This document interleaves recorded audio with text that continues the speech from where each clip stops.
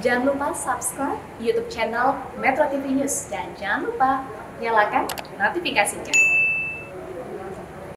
Pemirsa, bagaimana situasi di Tanah Suci? Kami akan langsung bergabung untuk mengikuti laporan dari rekan-rekan kami di sana. Di Madinah ada jurnalis Media Group Network Susanto dan di Mekah ada jurnalis Metro TV Yusra Ismail. Baik, kita akan menuju ke Madinah terlebih dahulu. Susanto, pada kedatangan hari ini ada satu jamaah haji jamaah calon haji asal Aceh yang meninggal 15 menit sebelum mendarat. Bagaimana penanganan jamaah yang meninggal di sana? Baik Zakia, untuk penanganan jemaah jemaah haji yang wafat atas nama Muslim Abdul Wahab Salam, penanganannya dikoordinasikan oleh maskapai Garuda Indonesia yang memberangkatkan, lalu berkoordinasi dengan petugas daerah kerja bandara dan muasasa Adila, begitu Zakia. Dan 7.000 kan tadi ya, jemaah yang udah. Susanto, kemudian bagaimana dengan kondisi kesehatan jamaah yang Anda pantau di Madinah? Oke, baik. Jadi calon jemaah yang hingga kini masih menjalani rawat inap di klinik KKHI Madinah masih ada 8 jemaah haji, 4 orang jemaah laki-laki dan 4 jemaah haji perempuan. Zakia, kalau boleh saya tambahkan informasi yang sudah kami dapatkan tadi pagi. Jemaah haji yang wafat pagi ini atas nama Muslim Abdul Wahab Salam yang merupakan jemaah haji asal embarkasi Banda Aceh yang wafat pada usia 52 tahun. Jadi jemaah meninggal saat berada di pesawat 15 menit sebelum mendarat di Bandara Internasional Amma Madinah, Arab Saudi. Dari laporan menyebutkan almarhum meninggal karena penyakit jantung irama berat atau kronis. Berdasarkan riwayat kesehatan, almarhum memiliki penyakit jantung, infeksi paru, serta kolesterol tinggi. Begitu Zakia.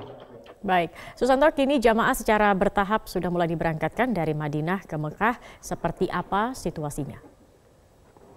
Baik, untuk jemaah yang bergeser dari Madinah menuju Mekah dijadwalkan hari ini ada 7 kloter atau sebanyak 2.799 jemaah untuk melaksanakan niat ihram di Mikot Bir Ali. Sehingga calon jemaah haji yang sudah tiba di Madinah sudah sebanyak 5.858 jemaah dari 15 kelompok terbang. Sehingga total jemaah gelombang 1 atau gelombang Madinah yang sudah berada di Mekah hampir 7.000 jemaah haji. Kemudian berdasarkan data yang kami peroleh dari sistem komputerisasi haji terpadu, hingga pukul 9 pagi waktu Arab Saudi, jemaah haji yang sudah tiba di Bandara Internasional Amma Madinah sudah sebanyak 80 kloter dengan lebih dari 31.659.000 jemaah. Zakia.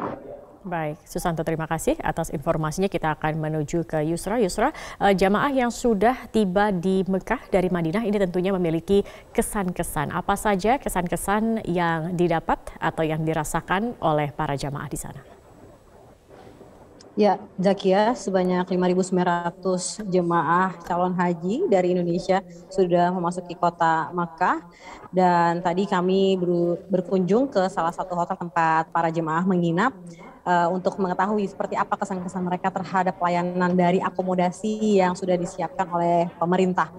Dan sebagian besar semua merasakan adanya kepuasan terhadap pelayanan akomodasi, terutama di hotel mereka menginap setelah mereka melalui perjalanan panjang dari Madinah dan akhirnya bisa menetap di Mekah untuk sambil menunggu puncak haji nanti, di mana mereka merasa nyaman dengan kondisi hotel yang sudah sekelas bintang 4 dan bintang 5, meskipun dalam satu kamar mereka bisa bersama-sama ada sekitar 4 hingga 5 jemaah per kamar.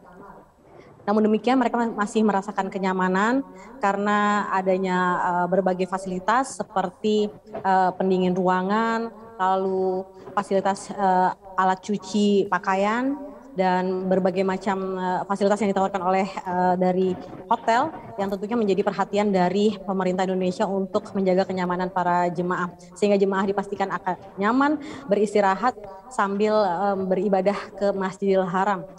Berikut ini petikan wawancara dari Kepala Seksi Akomodasi Daerah Kerja Mekah Ali Makhzumi.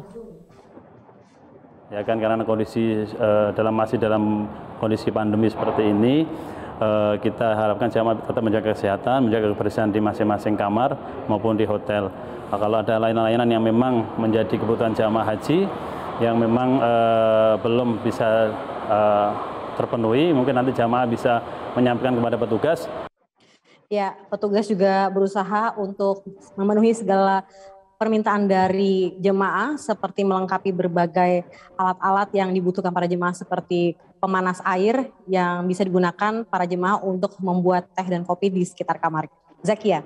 Baik, Yusra, kemudian aturan apa saja yang harus dipahami jamaah selama di Mekah? Ya, berdasarkan laporan dari sektor khusus Masjidil Haram, mereka terus mengingatkan bahwa seluruh jamaah harus mematuhi peraturan dan juga menjaga kenyamanan dalam beribadah di Masjidil Haram. Karena meskipun ada euforia saat melakukan ibadah di Masjidil Haram karena penantian yang panjang untuk bisa berhaji, bahkan bisa ke Masjidil Haram untuk umroh dan sholat di Masjidil Haram di depan Ka'bah, namun jemaah harus memperhatikan adanya etika dalam beribadah, sehingga jika melakukan selfie atau swafoto juga tidak dilakukan secara berlebihan. Seperti yang sudah diperingatkan beberapa waktu lalu oleh Konjen RI di Jeddah, Eko Hartono menyebutkan bahwa Saudi Arabia sangat serius dalam menerapkan peraturan atau menertibkan para jemaah di Masjidil Haram khususnya karena itu adalah lokasi ibadah, sehingga jemaah diharapkan tidak melakukan hal-hal yang sangat berlebihan seperti berfoto sambil membawa bendera atau spanduk atau identitas apapun yang melambangkan sebuah identitas sehingga mengganggu juga kenyamanan beribadah para jemaah yang lainnya.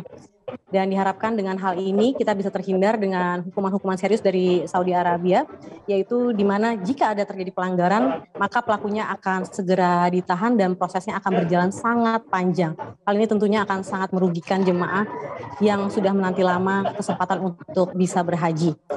Selain itu juga diperingatkan juga, jemaah harus memperhatikan cuaca di kota Mekah karena suhu kian meninggi seperti hari ini sudah kembali di 44 derajat Celcius sekitar hampir pukul 3 sore waktu Arab Saudi. Sementara kemarin sempat mencapai 46 derajat Celcius yang merupakan suhu tertinggi selama kami PPIH Mekah sudah berada di Mekah. Sehingga diharapkan para jemaah terus memperhatikan kondisi tubuhnya jangan sampai dehidrasi dan juga sebaiknya tidak melakukan aktivitas luar ruangan saat matahari lagi terik atau suhu yang sangat tinggi.